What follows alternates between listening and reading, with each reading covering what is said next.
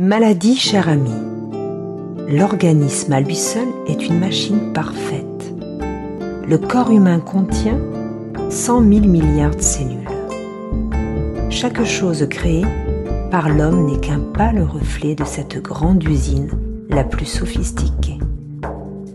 L'espèce des humains a toute la connaissance de toute l'évolution dans chacune des cellules. Chaque cellule sait sa place et ce qu'elle doit œuvrer pour maintenir toujours cette homéostasie. Elle s'adapte sans arrêt en fonction des infos que donne le cerveau, aidé de tous les sens. Elles font ça de tout temps, tout est bien orchestré. Chaque instant, notre cerveau travaille pour notre survie. Son ancêtre primitif est le noyau central.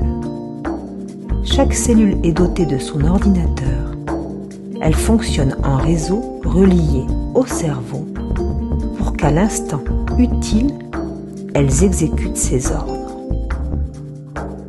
Cerveau-ordinateur nulle part égalé a comme rôle principal d'assurer la survie, de trouver la meilleure solution face au risque, car pour lui, le plus grand des dangers est la mort. Il fonctionne comme ça depuis le début de la vie. Ce cerveau archaïque est nommé reptilien. Il est en réaction face au monde extérieur. La seule chose qui l'importe, c'est la sécurité. Sans cesse, il paramètre, calcule et analyse avec toutes les infos qu'il reçoit des 5 sens, couplées à la pensée, il sort la résultante. Si l'être humain ne peut régler un gros conflit, ce sera le cerveau qui choisira le corps pour ainsi l'absorber dans sa zone symbolique afin que tout se résolve en conscience ou sans elle. Le problème est que l'homme est devenu phobique de toute maladie et la peur n'arrange rien. Au contraire, elle empire ce qui est, pour un temps, la meilleure solution pour gagner de l'énergie. La nature est bien faite, elle est même parfaite. Pour tous les animaux qui ne peuvent résoudre, c'est automatisé. Tout s'enclenche pour survivre. Vous avez l'écureuil, un exemple flagrant, celui de l'Arctique, là où l'hiver est rude.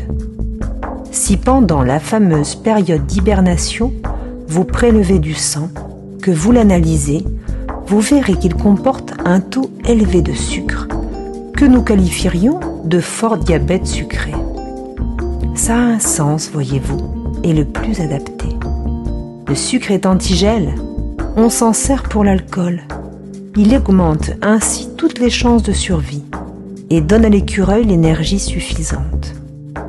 Ainsi, il peut nourrir les cellules du corps et éviter la mort par la congélation. Des exemples comme ça, il y en a des milliers. Quelle merveille nature! La maladie est vie. Sommes-nous tant en souffrance pour ne voir l'évidence? Sommes-nous si aveugles pour ne pas accepter les découvertes récentes qui pourraient mieux guérir? Je pense à ces malades, ces familles paniquées. Il est temps d'affirmer que tout vient du cerveau et d'ouvrir la médecine à cette connaissance pour que tous les soignants œuvrent ensemble pour l'humain et pour tous ces enfants martyrs de l'ignorance.